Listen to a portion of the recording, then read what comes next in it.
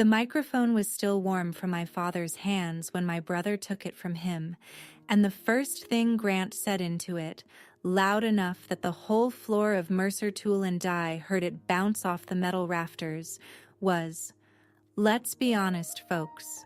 We're here to celebrate a factory that's basically being run by a useless old man these days." People laughed. That's the part I still can't shake. Not the words, but the laughing. A couple hundred employees, investors, the mayor's aide, all of them standing under the same banner that said 40 years in gold letters. And they laughed like Grant had told a joke instead of stepping on the chest of the man who built the room they were standing in. I was in the front row.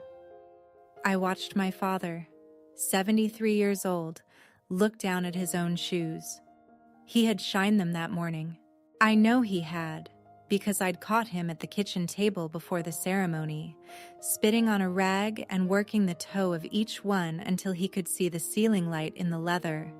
And when I asked why he was fussing so much, he just said, "It's my house, Danny. You dress right in your own house." That factory was his house. He'd poured the first concrete himself in 1985 with a crew of 4, and alone his own father called foolish, and now his son was standing on the little stage we'd built out of shipping pallets, calling him useless while a screen behind him showed a slideshow of the man's entire life. I felt my ears go hot. My hands did that thing where they close up on their own. And the terrible part, the part I need you to understand before I tell you the rest, is that Grant wasn't wrong about one thing. He really did think Dad was finished. He'd spent 2 years convincing the board of exactly that, quietly, in rooms I wasn't invited to, so that this night, this anniversary, would be the night the company slid out of our father's hands and into his. He thought the microphone was already his. He didn't know that my father had asked me for one favor that morning, and that we had spent 3 weeks preparing something we hadn't told a single soul about. So the question that hung over that whole factory floor, the one I want to sit with you inside for the next little while, is this. Was I about to watch a man who gave 40 years of his life get quietly erased at his own party? Or was my father about to do the one thing nobody in that room, least of all my brother, thought he still had left in him? If you like stories about real people, about ordinary families and the moments that decide everything, go ahead and hit like and subscribe, because I promise you, this one doesn't end where you think it does. Let me back up to that morning. Let me back up to that morning, because you can't understand what happened at the microphone without understanding the man who shined his shoes for it. My father's name is Walter Mercer, and for as long as I've been alive, he has gotten up at 4:40 in the morning, not 4:30, not 5, 4:40. He used to say the extra 10 minutes was for people who needed permission to be tired. On the morning of the anniversary, I came down to the kitchen and found him already dressed, sitting at the table with one shoe in his lap and a rag going back and forth over the toe, slow and even, the way he did everything. There was a cup of coffee next to him going cold, which was unusual, because my father drinks his coffee the second it stops being lava. I noticed that. I notice things now that I didn't used to, because for the last few months I'd been watching him the way you watch a person you're afraid is slipping. "You've been at that shoe for 10 minutes, I said. "It's a good shoe," he said, and kept going. Then he looked up at me, and there was something in his face I hadn't seen in a long while, a kind of steadiness, and he said, "Danny, I need you to do something for me today, and I need you not to ask me why until it's time. Now I have to stop here and tell you who I am in this, because I've spent most of my life being the Mercer nobody was worried about. My brother Grant is 4 years older, and from the time he could talk, He was the one being groomed for the company. He had the handshake. He had the golf. He had the way of walking into a room like the room had been waiting for him.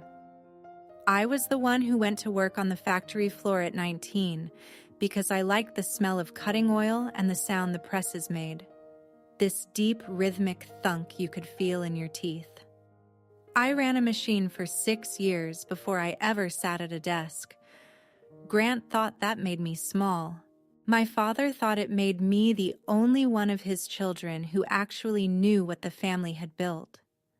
Neither of them ever said that out loud, but I knew both things were true. So when Dad asked me for a favor that morning and told me not to ask why, I said yes before he finished the sentence. Here is what the favor was, and I'm telling you now what I didn't fully understand then.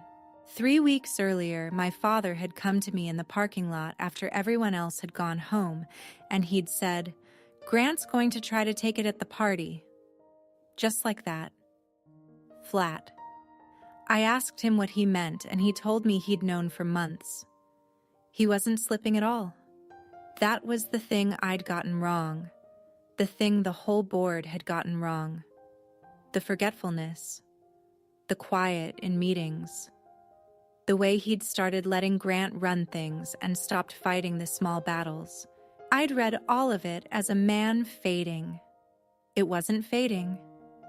It was a man watching very carefully to see exactly who his son had become when he thought no one strong was looking. "I want to see how far he'll go," my father told me that night in the parking lot. "And I want you to help me be ready when he goes all the way."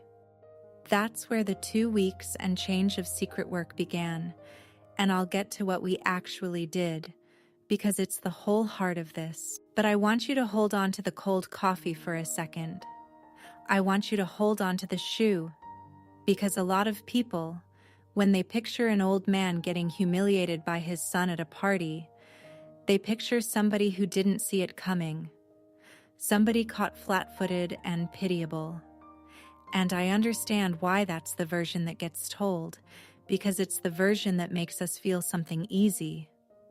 But that morning at the kitchen table, my father was not a man who didn't see it coming. He was a man who had shined his shoes so he could walk into his own house with his back straight while it happened.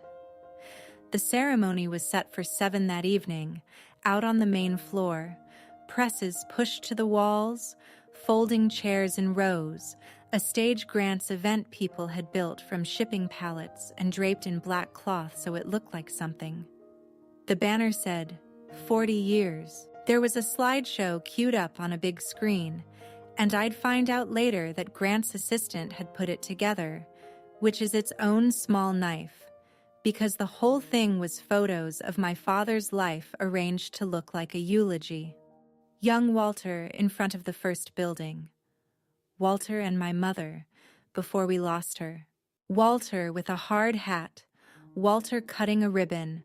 Walter getting older and older across the frames until the last few pictures were just him standing off to the side of things. And if you didn't know better, you'd think you were watching a man exit his own story. I got to the factory at 5 to help set up, and Grant was already there in a suit that cost more than my first car, working the room before there was a room to work, shaking hands with 2 investors I didn't recognize, and laughing that big laugh of his. He saw me, and he smiled, and he said, "Big night, Danny," and clapped me on the shoulder like a man who already owned the place. I smiled back. I had to. Because the favor my father asked me for was going to need me to smile at my brother for 2 more hours, as if I had no idea what was coming.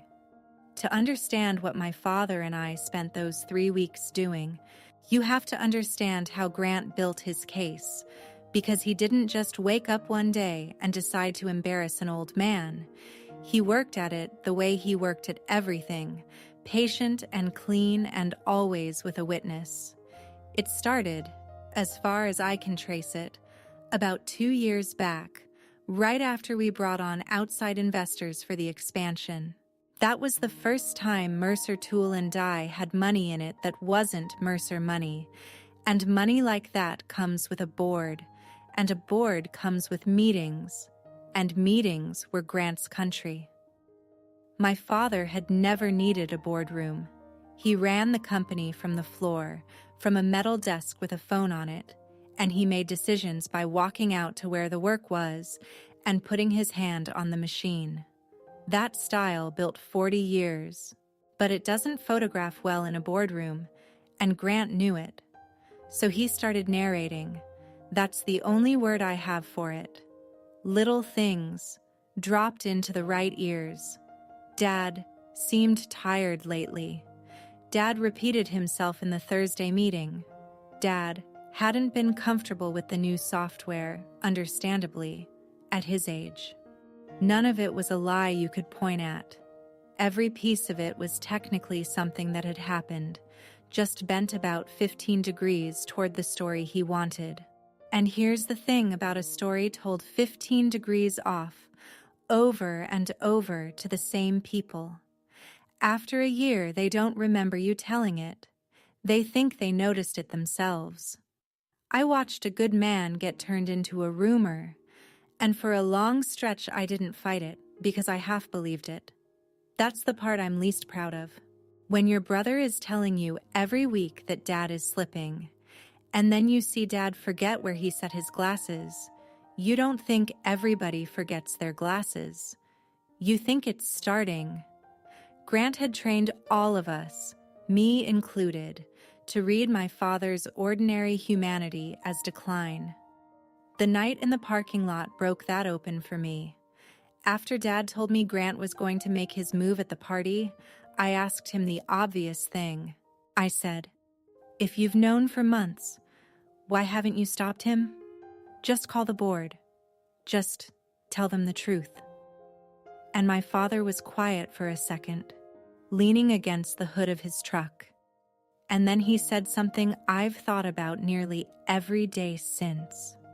He said, "Because if I stop him now, he goes on believing he was right. He goes on believing the only reason he didn't win is that I still had my hands on the wheel. I don't want to beat my son with my hands, Danny. I want him to reach out and take the wheel and find out he was never strong enough to hold it." I didn't fully get it then. I do now. What we actually did over those 3 weeks was quieter than anything Grant would have expected, and that was the point.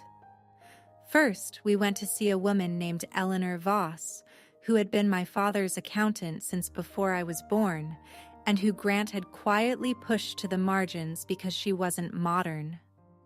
Eleanor still had every record, every ownership document, every share transfer, every note from the day the investors came in.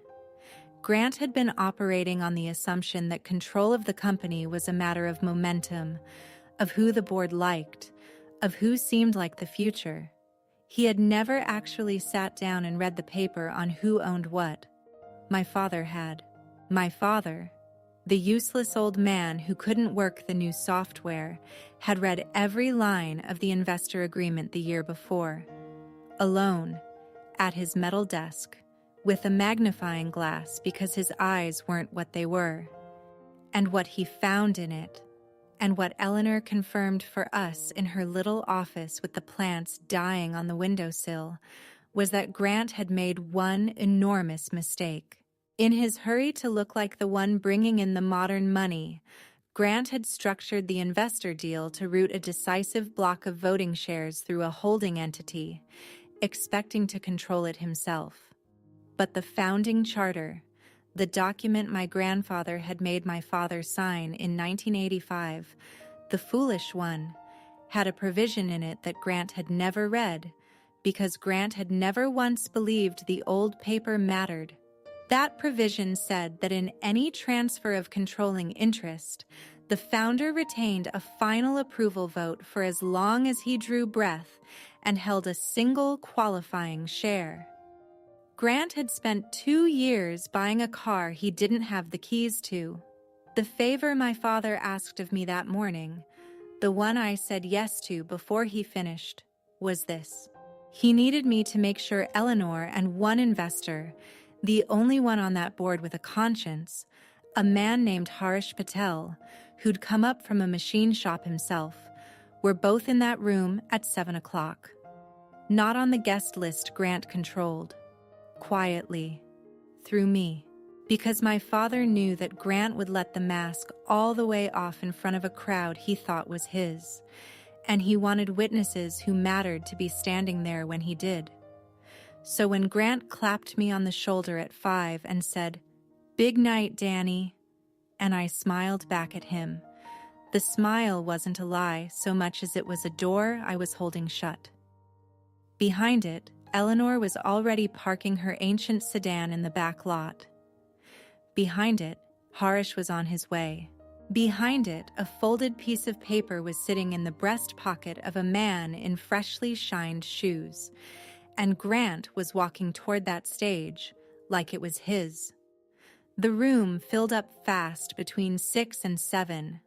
I stood near the coffee station by the loading doors, which gave me a clear line to the back entrance, and I watched the folding chairs disappear under people. Most of them were ours, the floor crew and the office staff and their families, kids in stiff clothes running between the presses. Those were the faces I cared about. A lot of those people had been hired by my father personally, and more than a few of them had a story about a month he'd covered their rent out of his own pocket, or a funeral he'd shut the whole line down for so nobody had to choose between grief and a paycheck. But scattered through the good faces were the ones Grant had brought. The 2 investors I didn't know, in suits with no wrinkles, checking their phones like the party was a layover. A woman with a tablet who kept whispering to Grant and pointing at the stage. A photographer. Grant had turned our anniversary into a launch. You could feel it if you'd grown up in the place, the way the air was tuned wrong, like a machine running a hair too fast. At 6:15, Eleanor came through the back the way I'd asked her to. She's a small woman, 78 now, in a cardigan the color of oatmeal, and she carries a leather folder that's older than I am. She found me by the coffee and she didn't waste words. "He's here?" she asked, meaning my father. I told her he was in his office. She nodded and looked out at the room, at the stage, at the banner, and her mouth did a thing that wasn't quite a smile. 40 years, she said. I did the books for 31 of them. You know your father never once took a bonus in a bad year? Not once. Paid everybody else first. Then she went and sat in the back row where I'd saved her a chair, folder in her lap, quiet as a held breath. Harish Patel came 10 minutes later. He's a broad man with grease permanently in the creases of his knuckles, even now that he owns 3 plants of his own. And when he shook my hand, his grip told you everything about where he'd started. "Danielle," he said. "Your dad called me himself. Wouldn't say much on the phone. Just said, 'Come and stand where you can see.'" He looked around the room and I watched him take the measure of it the same way I had. The tuned wrong air, Grant working the money in the corner. Something in his jaw set. "I built my first shop with a loan your father co-signed when nobody else would touch me," he said. "Whatever this is tonight, I'm on the right side of it." Then he found a spot along the wall where he had a clean view of the stage, and he stayed there. I want to slow down on my father here, because while all of this was assembling, he was alone in his office, and I only know what that half hour was like because he told me afterward, in pieces, the way he tells anything that costs him something. He said he sat at the metal desk. Not the glass one Grant had brought in for the executive floor, the old metal one with the phone. He said he took the folded paper out of his breast pocket and read it one more time, even though he had it by heart, because reading it steadied his hands. He said he thought about my mother, who died the winter before the expansion, and how she used to tell him he loved the company more than was healthy, and how he'd always answered that the company was just the shape his love for us took, because he didn't have the words to say it the soft way. He said he thought about Grant at 7 years old, riding on his shoulders through the half-built first building, pointing at the rafters and asking if they'd reach the sky. And he said the hardest part of the whole night, harder than anything Grant said into that microphone, was sitting in that office knowing that the boy on his shoulders and the man about to try to erase him were the same person, and that he still loved him, and that loving him was not going to be enough to stop what had to happen. At 6:45, he came out. I saw him cross the floor, and I swear the whole room shifted a degree without knowing why, the way a room does when someone who built it walks through it. The floor crew straightened up. A couple of the older machinists nodded at him, that small chin-lift men of that generation use instead of a hug.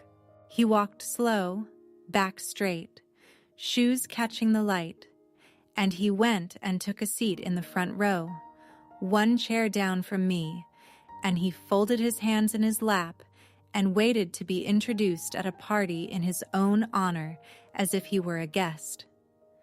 Grant took the stage at 7 on the nose. The tablet woman had cued music, actual music, this swelling corporate anthem, and the slideshow started its slow march through my father's life on the big screen behind him. Grant tapped the microphone, grinned out at the room, and thanked everyone for coming. He was good at it. I'll give him that forever. He had the timing, the warmth that wasn't warmth, the way of making 200 people feel personally greeted. He talked about the future. He said the word future the way some men say a woman's name, and I sat there with my hands folded like my father's, feeling the door I was holding shut start to rattle, watching my brother build a beautiful ramp with his words, not one of us in the front row moving, because we all knew he was walking himself toward the edge of it. And then he turned, gestured at the screen, at all those photographs, and said, "Let's be honest, folks. Let's be honest, folks. We're here to celebrate a factory that's basically being run by a useless old man these days." I've told you already about the laughing. What I didn't tell you is what it did to the room in the seconds after, because a laugh like that has a life to it. It goes up, and then it has to come down. And in the coming down is where people decide what they actually think. Some of Grant's people kept it going, made it bigger, that braying sound money makes when it wants the powerful man to know it's on his side. But out among the floor crew, the laugh died fast and turned into something else.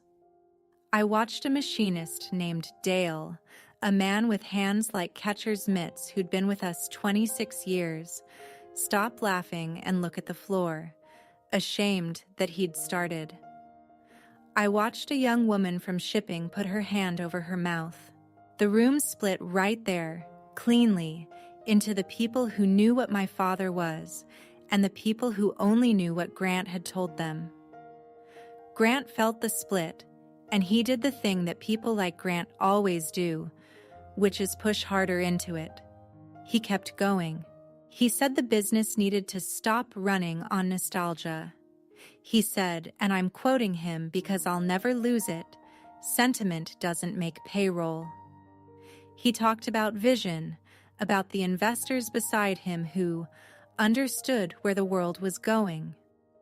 He gestured back at the slideshow, at a photo of my father as a young man covered in metal dust, and he said almost gently, like he was doing everyone a kindness, "We all love the story, but you can't run a modern company on a story." And my father, one chair down from me, did not move. That stillness was the hardest thing I have ever had to sit next to. Every cell in my body wanted to stand up.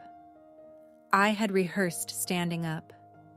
In the 3 weeks of preparing, I had imagined 100 versions of this where I got to my feet and tore into my brother in front of everyone, and my father had watched me imagine it and had said quietly, "No, not you.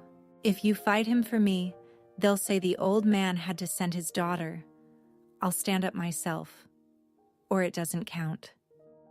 So I sat there with my nails in my palms and I let my brother say those things about the best man I know, because my father had asked me to trust that his silence was not weakness. It was a man letting his son finish the sentence so there'd be no doubt about what the sentence was. Grant was wrapping up. You could hear it in his cadence, the way a man lands a speech. He said the company was entering a new chapter, and he actually put his hand on his own chest when he said it. The tablet woman was already moving toward the side of the stage with a stack of what I now know were the papers he intended to have signed that night. A controlling transfer he'd dressed up as a formality, a governance modernization he was going to push through while the room was warm and the founder was small. Grant had timed it perfectly. Get the crowd, get the money nodding, get the old man visibly diminished, and slide the paper across before anyone withstanding could object. He said, "So before we cut the cake, I want to take care of a little business that's going to secure this company's future." He reached for the folder the tablet woman was holding, and that's when my father stood up. He didn't stand up fast. That's what I remember. There was no drama in the getting up. He put one hand on the back of the chair in front of him, the way he does now, and he rose the way a man his age rises, deliberate, unhurried, and the unhurriedness of it was somehow louder than if he'd leapt to his feet. The room noticed him standing before Grant did. I watched 200 people go quiet in a wave from the back where Eleanor sat all the way to the stage, and by the time the quiet reached Grant, he had to turn and find out what everyone was looking at. My father said, and his voice did not shake, "Grant, before you take care of your business, I'd like the microphone." You could have heard a dropped screw. Grant's face did a complicated thing. For half a second there was the boy on the shoulders, this flicker of the old reflex to hand his father anything he asked for. And then the man took over, and you could see him calculating, weighing whether refusing his own father the mic in front of 200 people would cost him more than whatever the old man might say. He decided the frail old man couldn't do much damage in a minute. That was his last miscalculation of the night, and it was the one that undid all the others. He smiled his good smile, the generous one, the one that said, "Look how patient I am with him," and he said, "Of course, Dad. Take your time." And he handed it over. The microphone was still warm from Grant's hands when my father took it. He held it for a moment, not talking, just standing there in his shined shoes with his back straight, looking out at all the faces, the ones ashamed and the ones smug and all the kids gone still. He looked at me last, one chair down, and he gave me the smallest nod, and I reached down beside my chair and picked up the second folder, the one Eleanor had prepared, the one Grant didn't know existed, and I stood up too. Then my father lifted the microphone, and in a voice that filled the whole floor of the building he'd poured with his own hands, a voice that did not sound tired at all, he said, "I built this place in 1985 with 4 men, and alone, my own father thought was a mistake. I'd like to tell you what 40 years actually taught me, and then I'd like to read you something out loud. 40 years taught me one thing worth passing on," my father said, "and it isn't about machines. It's about what a company actually is. Grant thinks a company is a thing you own. He's wrong, and I let him be wrong for 2 years so he could show all of you how wrong, because I'm too old to explain it and young enough to still prove it. A company is the people who trust you with their Tuesdays. It's Dale over there, who I've watched raise 3 kids on what this place pays, and who taught half the floor how to read a caliper. It's the family of every person who clocked in this morning believing tonight was a party and not a funeral for a man who's standing right here, not dead yet, and not done. Nobody laughed now. The floor crew had come up out of their chairs, not all at once, just a few, and then more, the way a crowd stands when something real is happening and sitting starts to feel like an insult.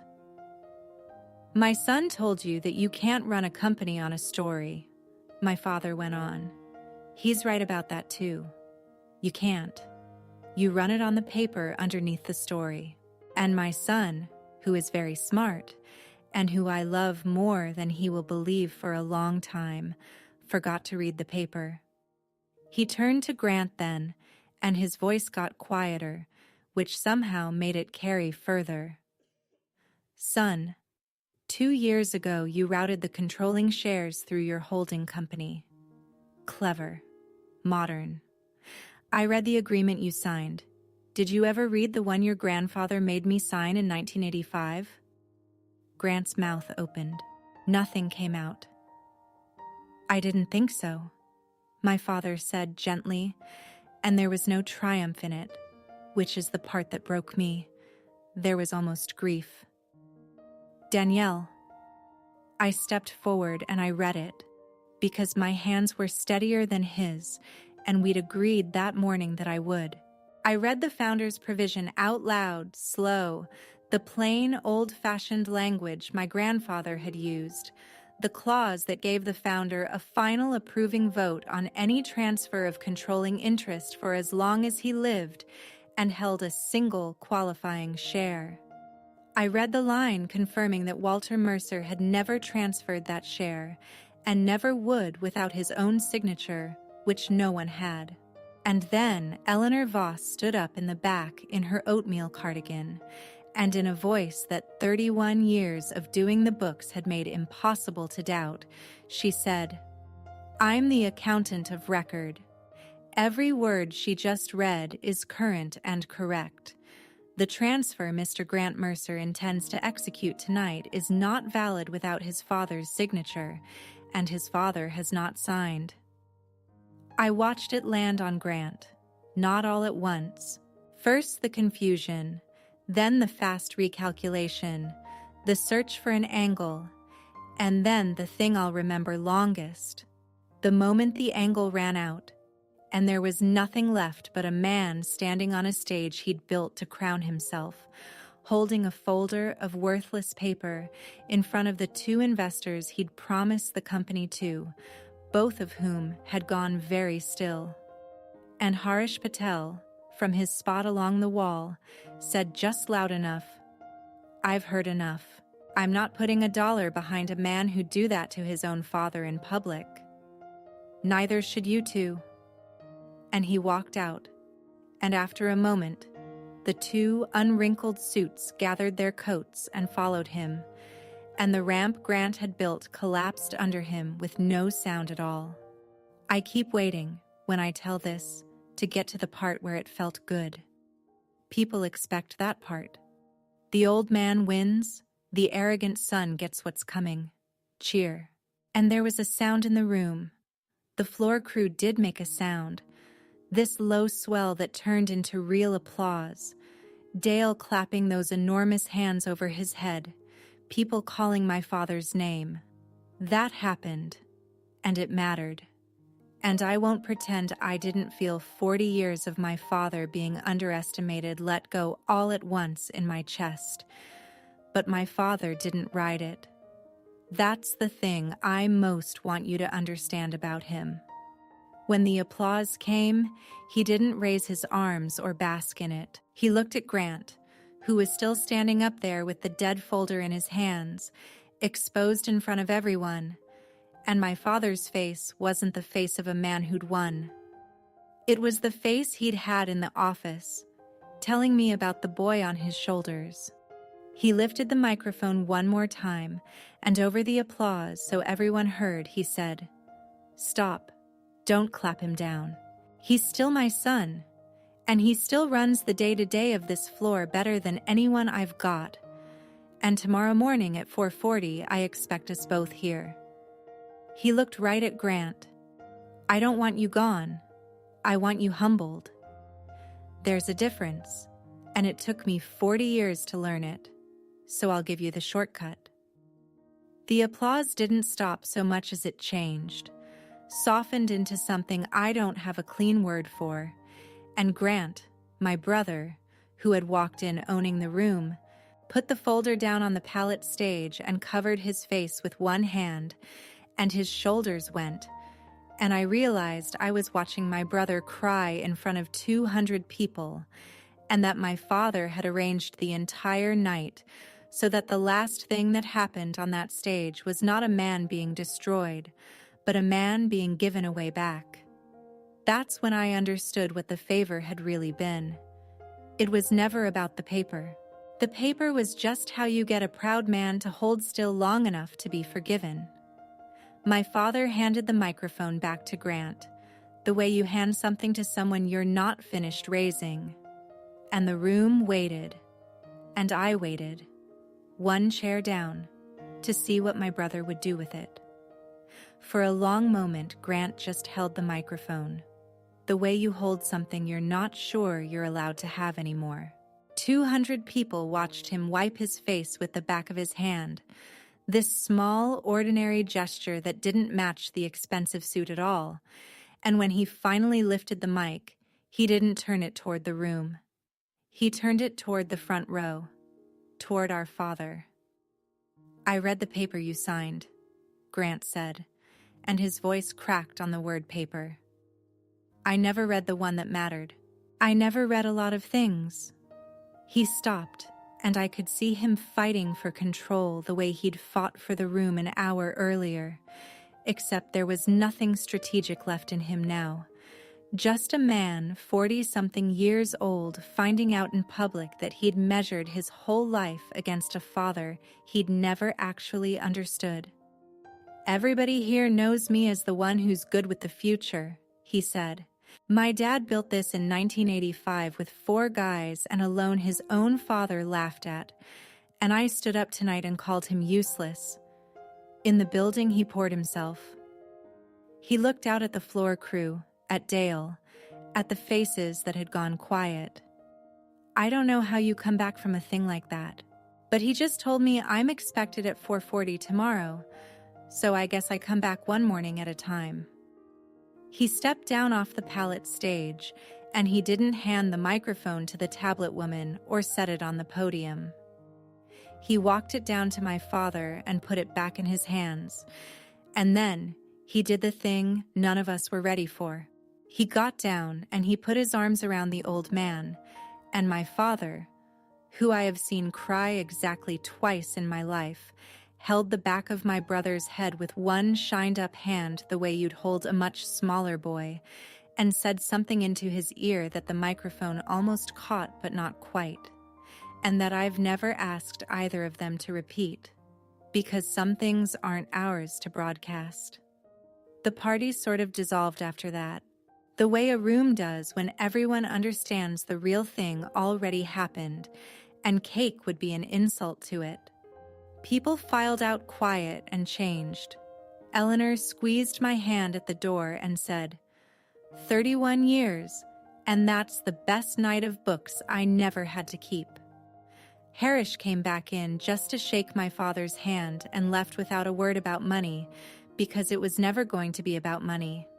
The next morning, I got to the factory at 4:30, 10 minutes early, because I couldn't sleep.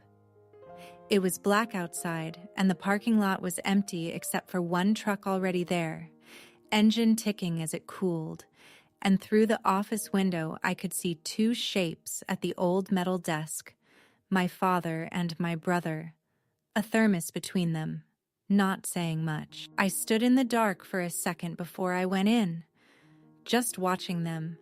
This man everyone had decided was finished, and the son who'd finally figured out he wasn't, sitting together in the quiet before the machines came on. I've thought a lot since then about what we throw away when we decide somebody's too old to matter, about everything my father was still carrying that we almost let a bad night bury. I'll tell you the rest of what he was carrying another time. There's more to this family than one microphone.